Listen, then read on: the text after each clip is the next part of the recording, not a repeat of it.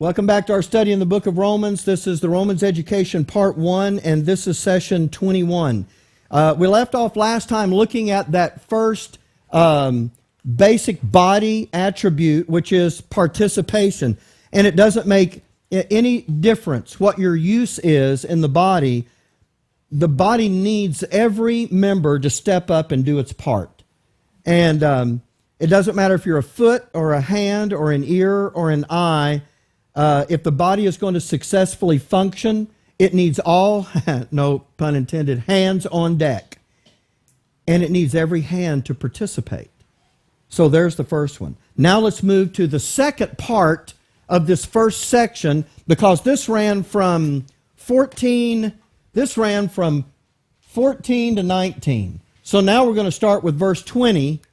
And but now are they many members, yet but one body? Now that sounds remarkably like verse 14, doesn't it?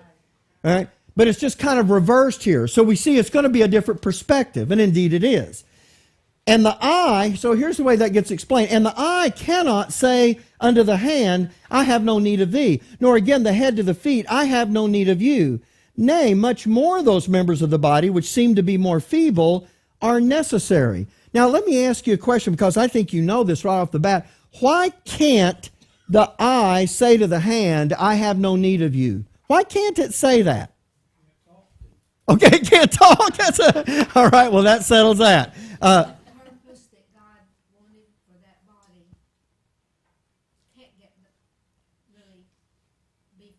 Yeah, right. Okay, God can't accomplish His purpose unless what? All the members. Unless all the members.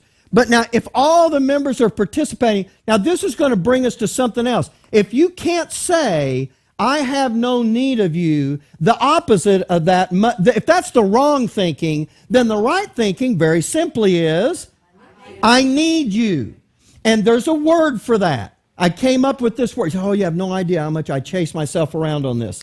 There's a word. If I need you and you need Carson, and Carson needs Lee, and Lee needs Trey, and Trey needs Ron, and Ron needs Linda, and God knows he does. If all of those, I just couldn't miss that. If we all need each other, what's a single word other than need? Oh, very good, dependence. And so you know what? I actually tweaked that word a little bit, and I thought, you know what this is? It's interdependence. I not only need him, I need every other member. And every other member needs every other member, right? But interdependence is not a conduct. So if all of them, and we know they're all necessary, we know we need them all. And why do you need them all? Why?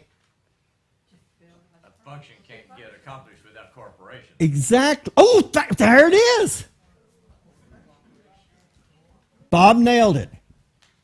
That function can't get done unless those members cooperate with each other. And let me tell you what, if you're in a church that participation didn't nail you, that one just did.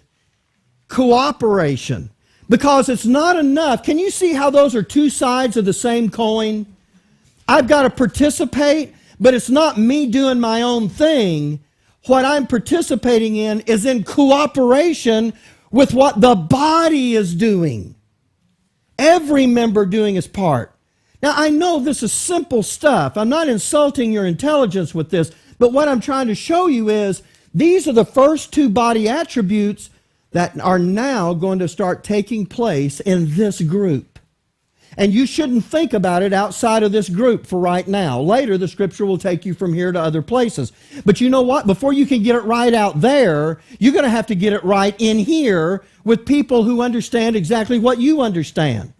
And we're going to have to, and so as we go through this, I have a couple more things I want to say to this, is that if we can't effectively labor with our Father without every member participating, and without us all cooperating together, you understand it's not about cooperating. We are cooperating with the other members, but all of that is with the body in mind. When I threw that marker to Brother Tommy earlier, His ear did something, his eye did something, his arm did something, his hand did something, the fingers clutched around the marker. Everything worked in cooperation. But you know what? The body just did one thing, caught the marker. But all of the members are all doing what their office required of them. Okay, now, with that in mind, and man, you know what? Thank you, Bob. You just trimmed 3 pages off of my notes for me by blurting out that word. That's great. Though, but does anybody have a question about this? Do you see how this is very logical, how this follows, and that this makes sense? This is the way a body works. This is the way this body will work. And so, let's see. There was something else I was going to say about this here. So I tell you, let's do this and we'll be able to move on. We'll have plenty of time with this. Let me give you this review. No, give me the review. Attribute number 1, because we have a use, we must participate. Because if you know you have a use and you go, I'm not doing it, you know what you're doing? You're crippling the body. I'm not trying to be ugly. I'm not trying to leverage you. I'm not trying to be a tutoring governor. But even if you say, well, you know what, then I'm just not going to do that anymore. Do you know what you're doing? You're still impacting the body. I mean, it really is. I mean, what if your hand said, look, nothing against y'all, I'm just not going to be part of the body anymore. I'm just going to go off somewhere else. And like the Addams Family member, the hand goes off. I can't, these images come in my head. Look, you have no idea what's going on in my head as I'm talking about these. We're talking about the hand, and I see the hand on the Addams Family doing its thing. And when I was talking about Tommy being one big eye, I was thinking of that Monsters, Inc. thing where the big eye is on 2 legs. I don't know. I see way too much TV or something. So my point, okay, let's just do the next one. The wrong thinking is because of my office, I'm not part of the body. I'm not part of if I'm not part of the body, I don't have to do anything. The right thinking is, no, go ahead. My office is part of what makes up a body, and therefore I just put it this way, pull my weight by participating. If I don't participate, I handicap the body. And it doesn't matter what your reason is. That is what you're doing, right? By the way, that's kind of the answer to someone that told me one time when I explained sonship to them. They didn't know anything about it, and I kind of explained sonship as best I could. And they started to kind of understand that concept, and they said, well, you could tell they understood it, but they didn't want to do it. So they said, well, maybe God doesn't want everybody to be an educated son. You know what that's like saying? Maybe God doesn't want your whole body working together. How crazy would that be? You see? Okay, anyway. All right, give me that next one. Participation is the first hallmark sign of a son and also of an assembly which is qualified to labor with God. And now here's the second one. Attribute number 2, because we need every other member, we must cooperate. And that means the wrong thinking. There are some members of the body which I do not need. We know that's wrong. By the way, do you know churches that think that way about members of that body? Yeah, you know, we have seen that plenty of times. Have you ever been that member? Okay, was not needed. Okay. The right thinking is, I need every other member. Look, even the feeble ones. And I have something to say about that in just a moment. In order to properly labor with my Father here in this local assembly and in the future in the creature. Therefore, for the good of the body, I must cooperate with the other members. And then the last part of that is, cooperation is the second hallmark feature of a son and also of an assembly which is qualified to labor with God. So now we're halfway through those. Okay. So, 1 Corinthians 12:22. Nay, much more those members of the body which seem to be more feeble are necessary. I want to emphasize the fact that the Bible says which seem to be more feeble. You know what? Your body doesn't think that way. You have big bones in your legs. You have now, those of you that are familiar with this, you'll make fun of me. Bob will be one of them. I already know it's coming. I'm just trying to unload that bullet out of his gun right now. There's a little bone up here in your ear that vibrates that allows you to keep your balance. And if that thing gets out of place, you get vertigo. You get dizzy. What's that bone called? Stirrup and ambles.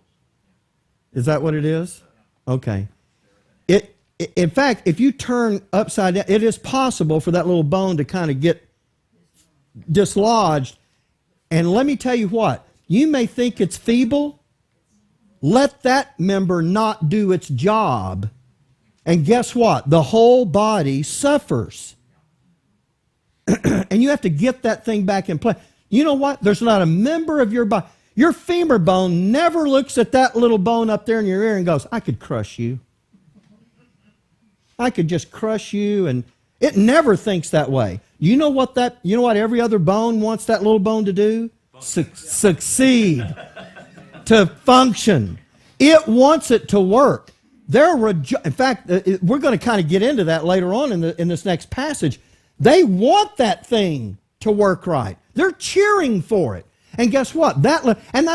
So where's that feeble coming from? Because it's not more feeble. It says it seems to be more feeble. And this is why. Because that's the appearance that others will give to it. And more feeble, by the way, there's something else that's going to be said about that in this next part. So I don't want to go any further on that. I just want to come to this conclusion on this, that because all of the members are necessary, we can't say to any of them, I have no need of you. Not if we're really going to function as a body. That's the critical nature of this. Okay, so 1 Corinthians chapter 12, verse 23. Now we're into this. And those members of the body which we think to be less honorable, upon these we bestow more abundant honor, and our uncomely parts have more abundant comeliness. For our comely parts have no need. But God hath tempered the body together, having given more abundant honor to that part which lacked, that there should be no schism in the body. Now that's important because he just told you why he did something. That there should be no schism in the body, but that the members should have the same care one for another. And rather one member suffer, all the members suffer with it. And one member be honored, all the members rejoice with it. Now we want to break this down into its two parts. And this one, by the way, was 20 to 22. And so this third one, I've already told you, is going to be 23 to 24a, which is the first half of verse 24. So take a look at 23. And those members of the body, see this expression again? Which we think to be less honorable. Now there's someone doing the talking here, and there's someone that's being talked about. And just for the sake of time, I don't want to ask you about it, I just want to point it out. And those members of the body which we think to be less honorable, upon these we bestow more abundant honor, and our uncomely parts have more abundant comeliness. So you have those that are less honorable, and you have those that are uncomely.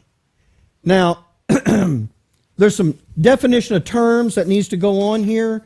And so I don't know if this is the part. Is the next one the definition, Trent, to that? No, it's not. I just went back and showed you that seemed to be more feeble thing. Just keep it right there and let me just talk about this for a minute. What does it mean for these to be less honorable?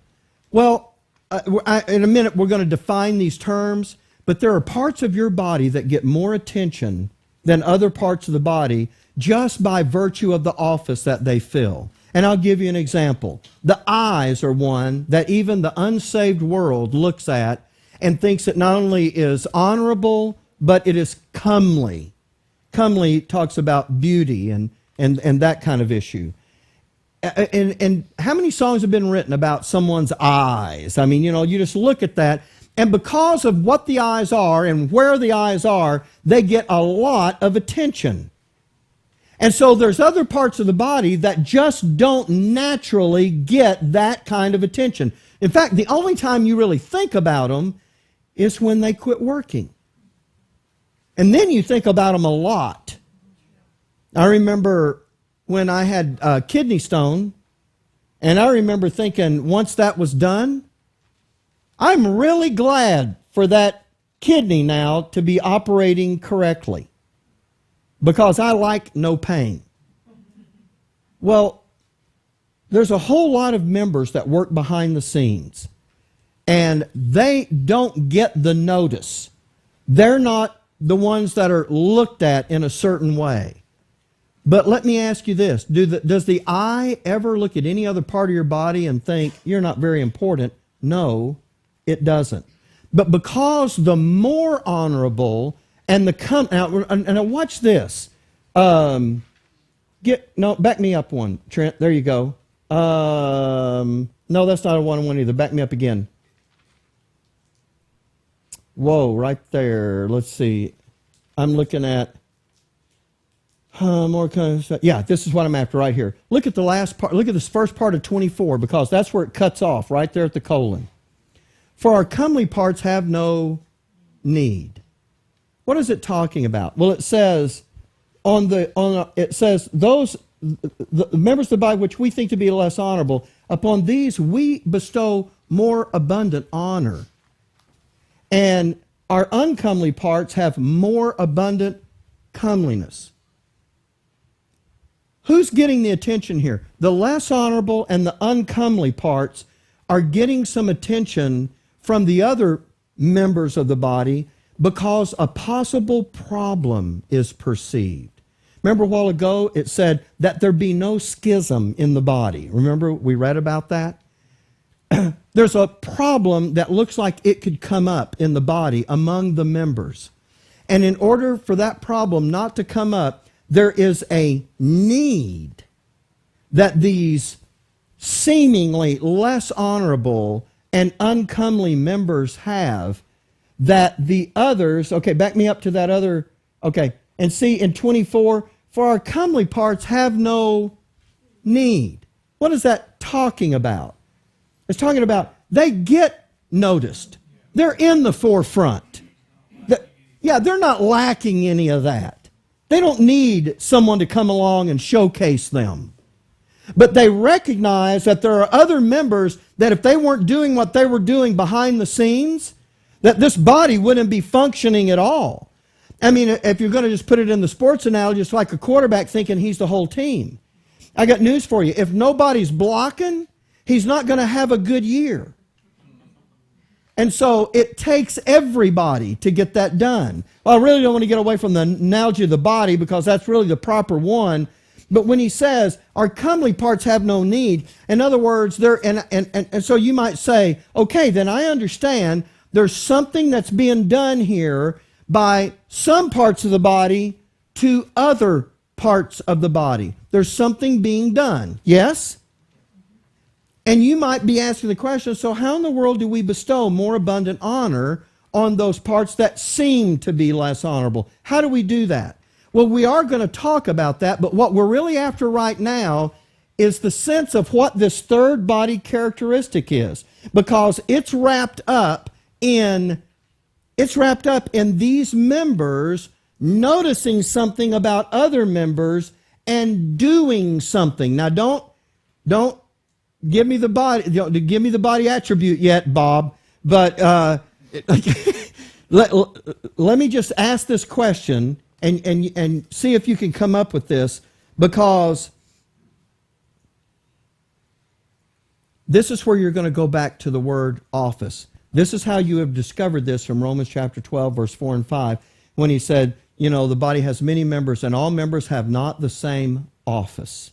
Now I want to go back, and I left this up on the board for this reason right here. All of that was right about the word office, but there is something else about office. It's in all of this, but we haven't actually said it. What if you hold an office?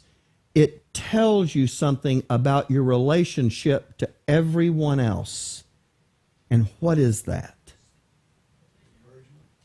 My wife is trying to mouth it to me because she knows what this is. Huh? I said encouragement. Oh, well, that's not wrong. Encouragement is not wrong. Okay, Tommy's going to the tempered together thing out of the scripture. If I'm running for office is because I want to do what? Doesn't matter what my office. If I'm running for office, what do I want to do? Exactly right. You are, that's right. You're a servant of the people, right? And that word office tells you the members of that body are going to serve one another. Do you see how, doesn't that just flow out of that? And when you look at that and you think, okay, we're all participating, we're all cooperating, but now there's something about this relationship that we have with each other that when we see another member with a need, when someone who has no such need gives of themselves to meet that need, they are serving. And let me show you that, by the way, you do understand that Sonship in Israel's program carries the same principles that we're going to have in ours. There's some things that are a little different, but this is interdispensational. Let me just show you something. Take me into that next section, Trent. And I think what I'm looking at, give me that next one. I want to get to the Mark chapter 9. There you go. This is Jesus. Now let me set this up for you. Back me up one, Trent, because I don't want him to read it yet. Okay, all members have not the same office, and that's where I was telling you we could get this. Jesus is walking on the road with his disciples, and they're kind of lagging behind him, and they're having a dispute among themselves. And what they're disputing about is who's going to be the greatest among them. And so when they get to where they're going in Capernaum, they come into the house, and they close the door, and then Jesus turns to them and says, "What were y'all arguing about on the road?" And it says, and nobody said anything because they knew they had been arguing about who was going to be first. And Jesus, does he know what's going on with that? He does. He's just trying to get them to talk about this. And he is going to show them the whole idea about being great. By the way, you'll notice this when we read the passage. He doesn't rebuke them for wanting to be something. What he's going to tell them is, being something is going to require something of you. Right there. That's going to be the third hallmark of a son. And also of an assembly that's functioning like a body. So let's read it now. Mark chapter 9, verse 33. And he came to Capernaum, and being in the house, he asked them, "What was it that you disputed among yourselves by the way?" But they held their peace. For by the way, they had disputed among themselves who should be the greatest. And he sat down and called the 12, and saith unto them, If any man desire to be first, the same shall be last of all and servant of all.